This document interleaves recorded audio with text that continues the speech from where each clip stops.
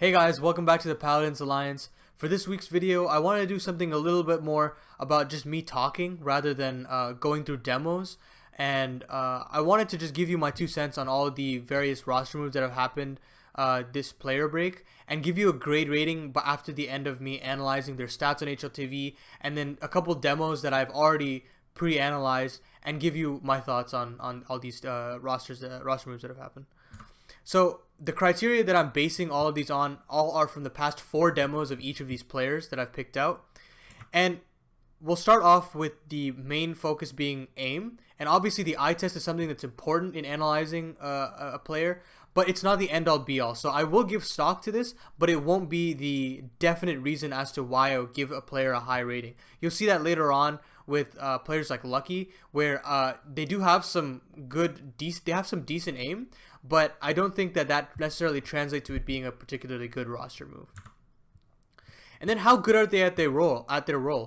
It's really important that whatever they're being picked up for is actually being utilized. You know, if you're bringing a star player and making him play in a supportive role, that might not necessarily translate to it being a good roster move. So for that reason, we have to analyze how good they are at their role, and that's something that I'll take into consideration when we talk about these players and their specific moves. And then the last most important thing is, are they actually better than their replacement when taking those other two pieces into consideration? Like, does their raw aim and their replacement of their replacing of the player actually valuable for them in the long run? Will it be actually beneficial for the team's success, or will it be detrimental, and will they have to have some extra things to climb over in order to get to where they want to be? And then lastly, the intangibles. So stuff like language, stuff like experience, these things are very important and aren't necessarily talked about based off of demos, but we have to kind of inference and take our best guess as to how these roster moves are being conducted and whether or not it makes sense that these roster moves that fit in. So the culture is something that's really important, and these intangibles are also very, very important, and that's something that I'll have to give my 2 cents on, and whether or not those are actually true, that's going to remain to be seen once they actually play some games and get some results on the board. But without further ado, let's get into our first roster. So the first player that I want to talk about here is Gade, going from Hyenas, or before that he was on North, and now he'll be joining Big, the all-German lineup, in replacement for Xantares. And so before I want to actually go down the criteria, I want to list some important statistics that I found while analyzing his stats across Hyenas particularly.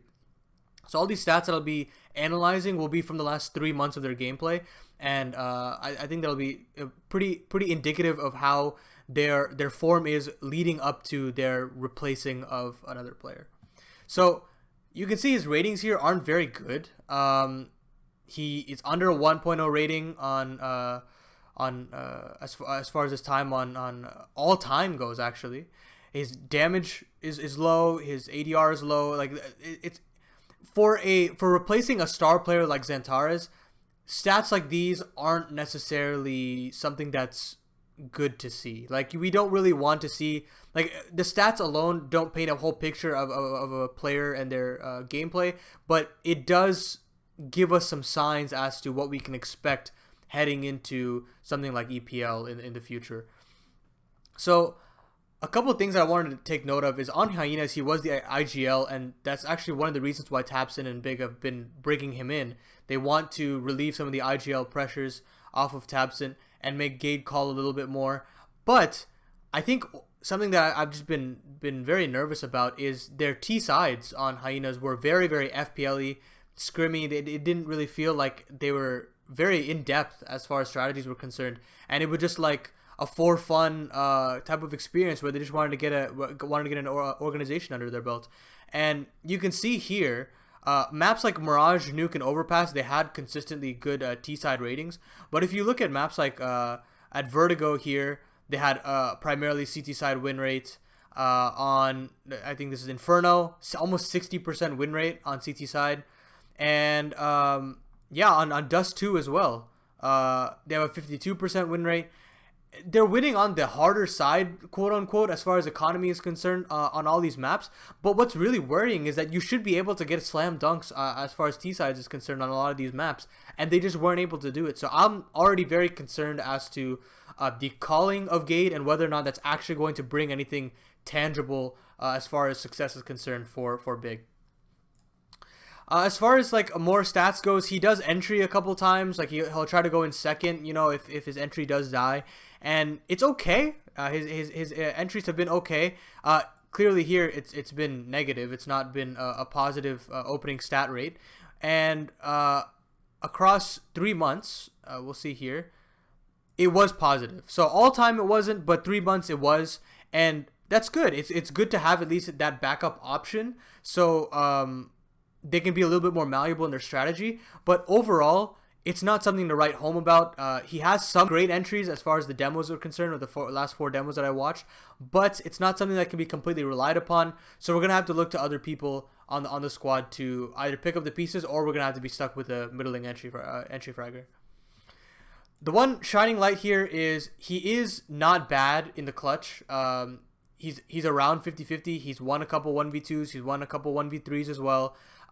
So there are good signs with his clutch, and I think that will be something that'll come into factor maybe later on, because Xantares was a good clutch player, but having that being replaced by Gade could be in their benefit, because, you know, there's not necessarily very clutch players per se on Big. Maybe Tabson if you want to call it that, but other than that, there isn't necessarily that many clutch players on this team, so this could be a good benefit for them. So now to the official report card of Gade and what I think of him replacing Xantares on Big.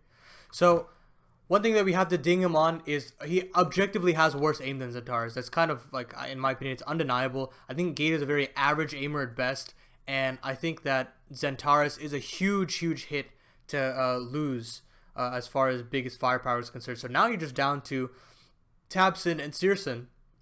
And Tijan and Keto are a little bit more supportive elements of their game, and their stats necessarily don't really bode well for them being great aimers per se. So if you are relying on Gade as your third star, it's going to be tough overall. So I'm gonna have to ding him for that.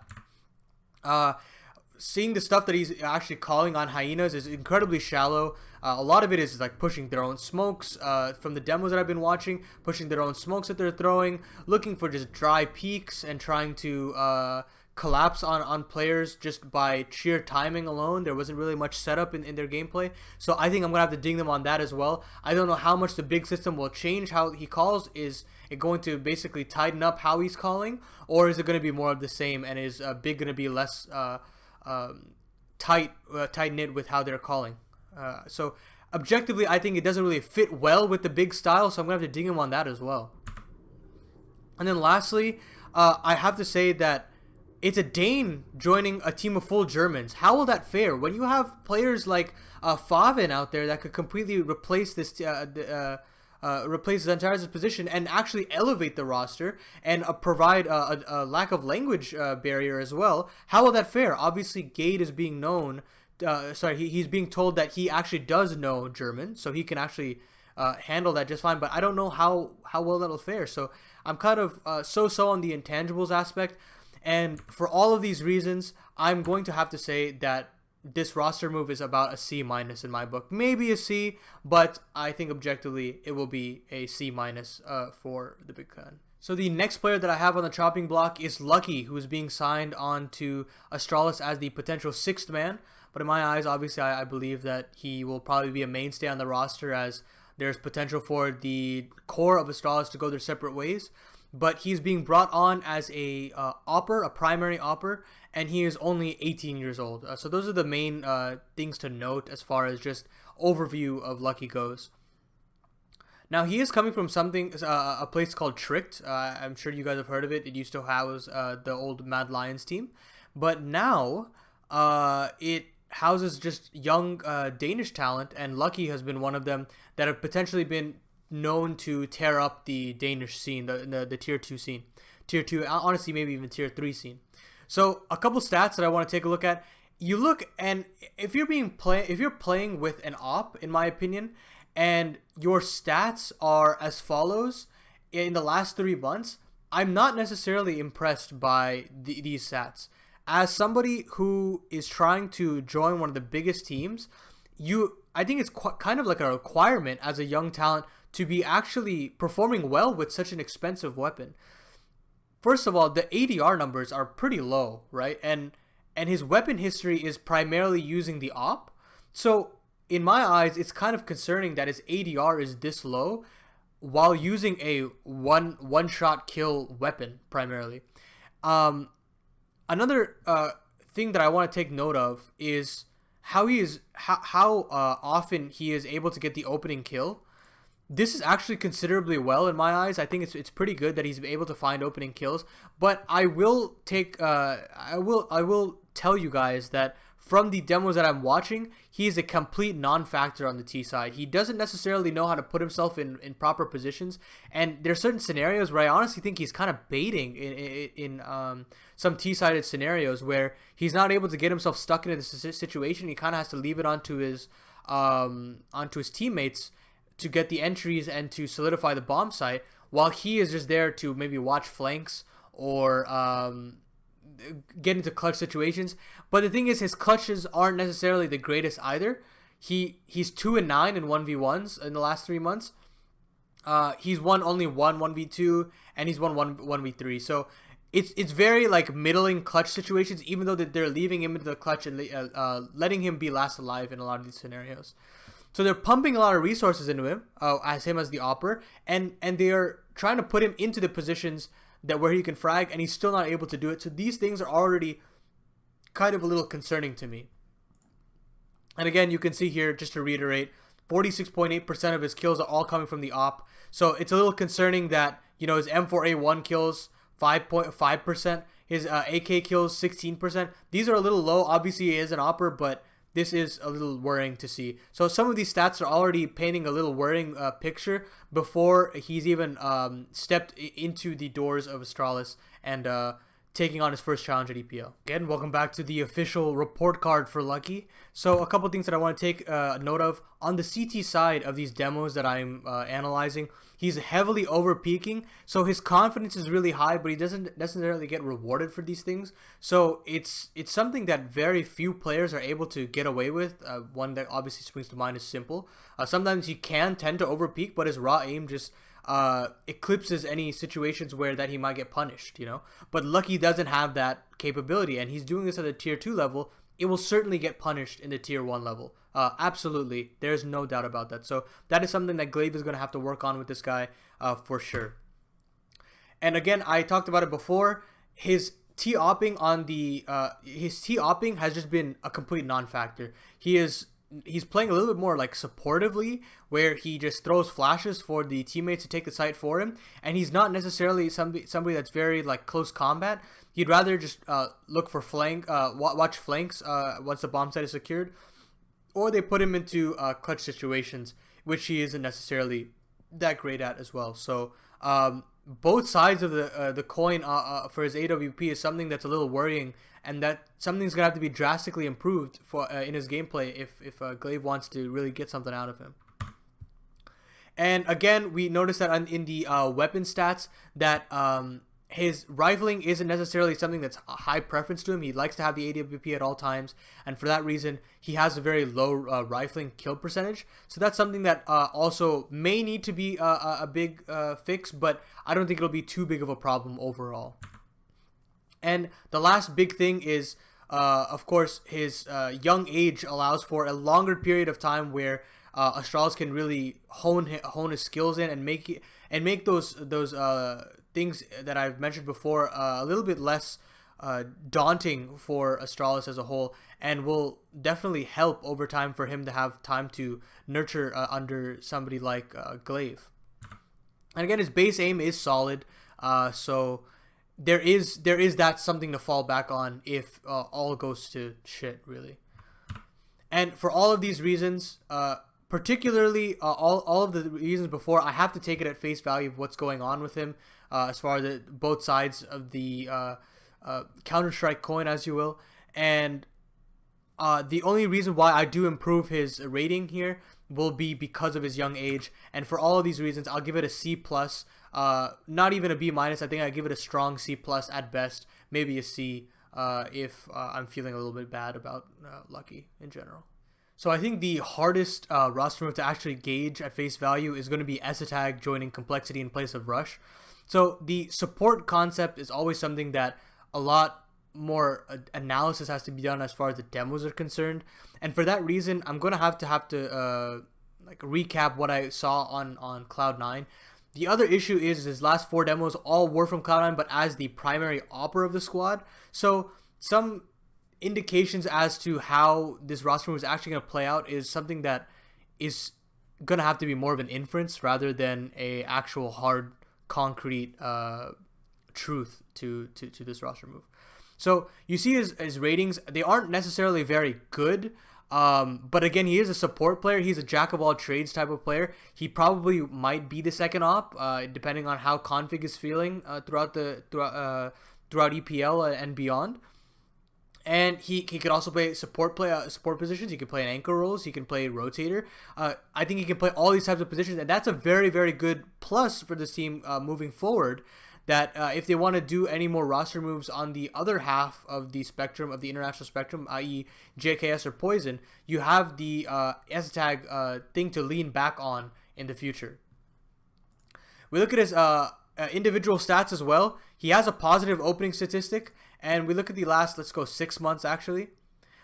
He was also positive in his opening stats here, so not bad, all things considered. He was negative as far as KD goes, but again, he is a support player. He is playing shittier roles per se, so that's something to also take into consideration. Now, the last thing that I want to show here is compare his stats to Rush's stats, and this is all time. Let's go for by 3 months. We can see it's very poor, right?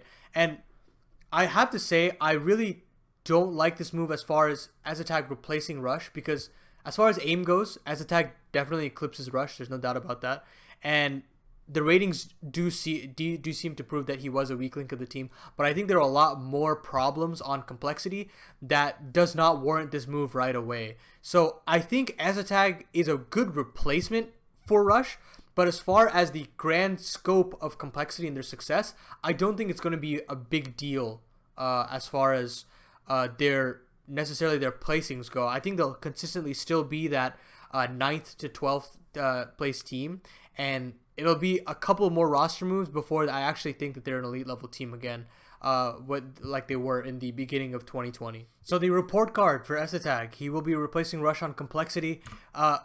It's definitely a firepower upgrade at the support department. There's no doubt about that. However, I think as far as selflessness goes, I think that Rush did a lot more for the team that Esatag potentially can do. So a lot of this is going to come down to his firepower, and as far as the eye test is concerned, he does pass it in flying colors, I would say. Now, there is a potential for a second op. I did talk about that before. He was the primary opera of Cloud9 for a little bit, and that necessarily was that was more out of necessity for the squad, not necessarily because he wanted to. And I think that kind of showed in some of his the rounds that he played in these 4 demos that I saw. And I think he'd be much more well suited as a second op. However, there is the idea that config can secondary op as well, and I think he does a very good job at that. So there is potential for a second op depending on where Complexity likes to go as far as EPL is concerned, but we will see as to how that develops. But that potential being there is still good. The other one intangible I like to talk about here is that the core is now officially Danish, and I'd like to say that the weak links currently of the team are JKS and Poison, and before this roster even happened, I think that they were still a problem, and now more than ever they're going to have pressure to perform. The team is still going to be speaking in English, but the core being in Danish and them being the outliers is always going to be putting themselves into a one group of people versus another group of people type of scenario, and that can obviously lead to different conflicts as to how people view the game, and Peacemaker is going to have a lot on his hands as far as this intangible goes. Another great thing in the future is he's an extremely malleable player. He can play wherever he needs the team to fill holes in. So maybe you want to move JKS in a little bit more of a offensive position and make Esatag play a little bit more supportively, and that could work in the favor of Complexity for sure. But the great part about it is long term, if they do want to move out pieces on this complexity squad, Eztag is a very good fallback option for them to plug holes with. So with all of these taken into consideration, I think that Eztag objectively is a good replacement for Rush. He probably will be a good upgrade, but I don't think that he is the particular problem for complexity, and for that reason, I can't necessarily put him in the A rating. So all that being considered, I will put him at a B minus, maybe a B actually. Like honestly, between a B minus and a B, is probably the best rating for him, and we'll see how he actually does on complexity and whether it actually translates to some good success for them at EPL. So the last two roster moves I want to talk about today, I want to group together because it did happen simultaneously, but it is the addition of Mezii and Alex from the former Cloud9 Colossus in replacement of Golden and JW on Fnatic. So this roster move I think was much needed for Fnatic. Obviously, Golden and JW were big proponents of the failures of Fnatic. Maybe the potential for these failures runs deeper than that, and it could be systemic as far as the core is concerned. But I still think that with how established this core is already, that Mezii and Alex are going to tear up on Fnatic. It will be a very, very good boost of confidence for the squad heading into EPL. They have a tough group, obviously, so any damage that they do here will be impressive, to say the least. So I'm excited to see what they do here.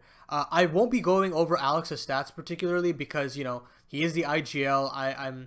I think that as far as intangibles are concerned, those are way more important for Alex rather than his stats, and they were better than Golden overall, but that's just a reason I want to tell you beforehand before I jump into Mezii's statistics. So Mezii's been playing on endpoint for the last couple of months, and he's been playing incredible. I have to say I've been really impressed when watching him play, and these stats will definitely show you as well. He is going to be a little bit more of a supportive role on this team, and regardless, he still has outstanding statistics. For a support player especially, I think this is spectacular. And he wasn't necessarily the best like aim-heavy player on endpoint, but he still had the best stats. And I had to say he was the best part of Cloud9 as well in my eyes. So let's look at some of his individual statistics. Obviously, actually, let's change it to 3 months real quick.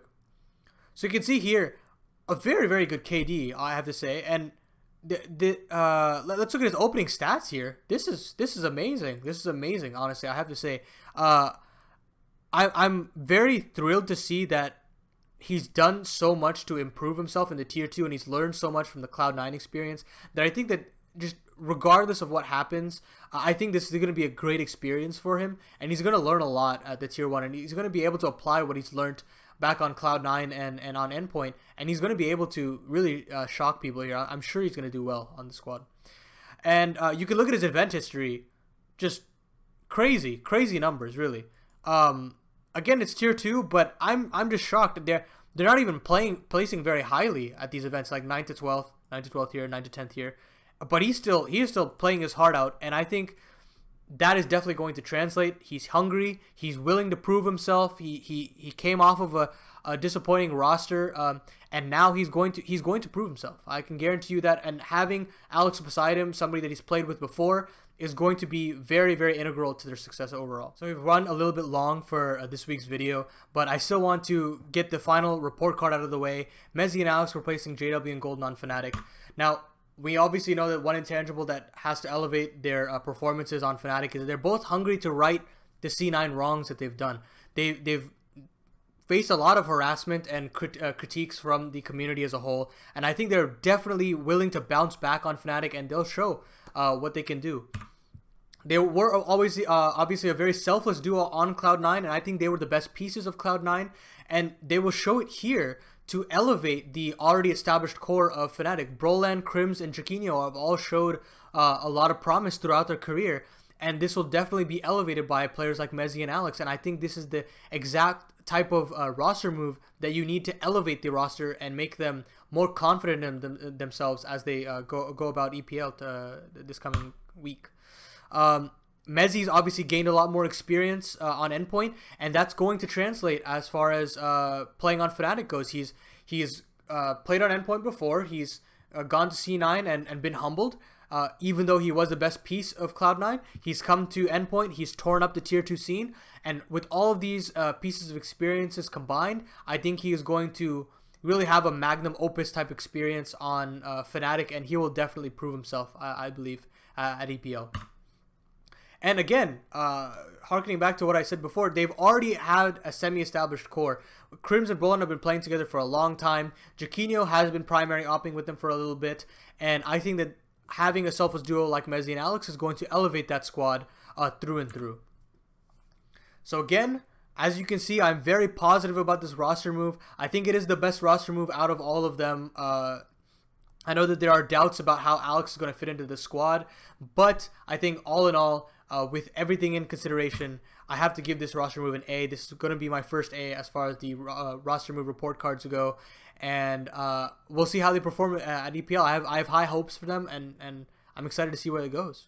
So I haven't necessarily done these types of videos before, and I hope you enjoyed a little bit more of a different style of video where I just talk for 30 minutes basically. I wanted to shift away from demos just for one video to have something a little bit different. So please hit the like and comment if you did actually like this kind of stuff. As far as things in the future go, I have a podcast that is coming out with Thorn and Maui Snake. Funnily enough, I just don't know how it happened, but it did, and I'm so grateful that it did happen.